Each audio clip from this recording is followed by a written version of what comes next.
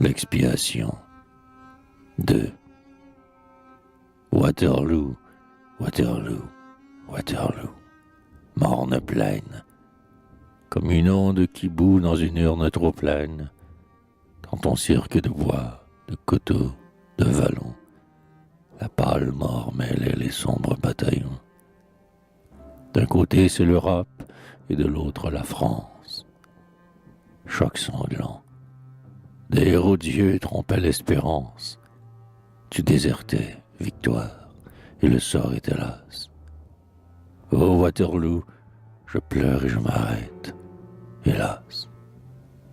Car ces derniers soldats de la dernière guerre furent grands, ils avaient vaincu toute la terre, chassé 20 rois, passé les Alpes et le Rhin, leur âme chantait dans les clairons d'airain. Le soir tombait, la lutte était ardente et noire. Il avait l'offensive et presque la victoire. Il tenait Wellington acculé sur un bois, sa lunette à la main.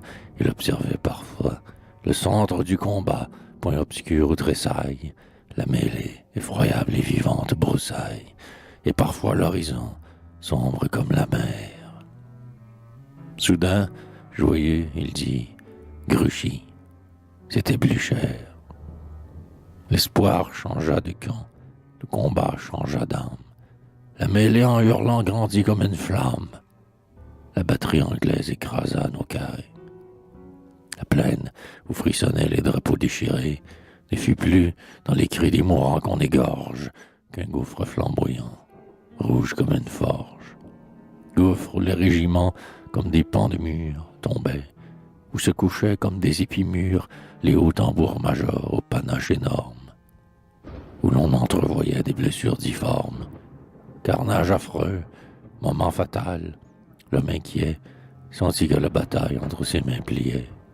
Derrière un mamelon, la garde était massée. La garde, espoir suprême et suprême pensée. Allons, faites donner la garde, cria-t-il. Et lanciers, grenadiers aux guêtres de coutil, dragons que Rome eût pris pour des légionnaires, cuirassiers, canonniers qui traînaient des tonnerres, portant le noir colbac ou le casque poli, tous, ceux de Friedland et ceux de Rivoli, comprenant qu'il allait mourir dans cette fête, saluèrent leur Dieu, debout dans la tempête. Leur bouche, d'un seul cri, dit « Vive l'empereur !» Puis, Apollon, musique en tête, sans fureur, tranquille, souriant la mitraille anglaise, la garde impériale entra dans la fournaise. Hélas, Napoléon, sur sa garde penché, regardait et, sitôt qu'il avait débouché, sous les sombres canons crachant des jets de soufre, voyait l'un après l'autre, en cet horrible gouffre, fondre ces régiments de granit et d'acier, comme fond une cire au souffle d'un brasier. Il allait, l'arme au bras, front haut, grave, stoïque. Pas un ne recula, dormait, mort, héroïque. Le reste de l'armée hésitait sur leur corps et regardait mourir la garde. C'est alors que le vent tout à coup sa voix désespérée, la dit haute, géante à la face effarée, qui, pâle, épouvantant les plus fiers bataillons, changeant subitement les drapeaux en haillons, à de certains moments, spectre fait de fumée, se lève grandissante au milieu des armées. La déroute apparut au soldat qui s'émeut, et, se tordant les bras, criant « Sauve qui peut, sauve qui peut !» Affront, horreur. Toutes les bouches criaient à travers champs, fous et perdus, farouches, comme si quelque souffle avait passé sur eux.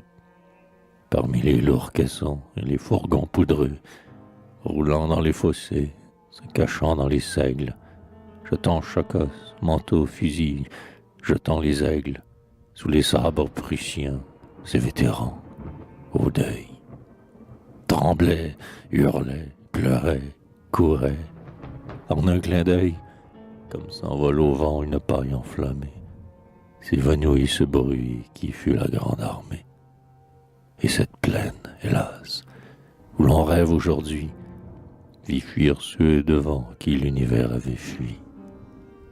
40 ans sont passés, et ce coin de la terre, Waterloo, ce plateau funèbre et solitaire, ce champ sinistre où Dieu mêla tant de néant, tremble encore d'avoir vu la fuite des géants.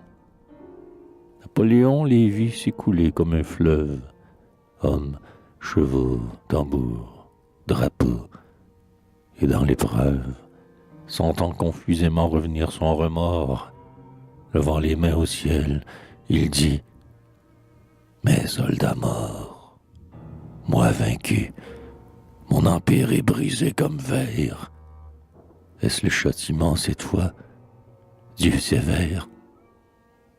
Alors parmi les cris, les rumeurs, le canon, il entendit la voix qui lui répondait « Non,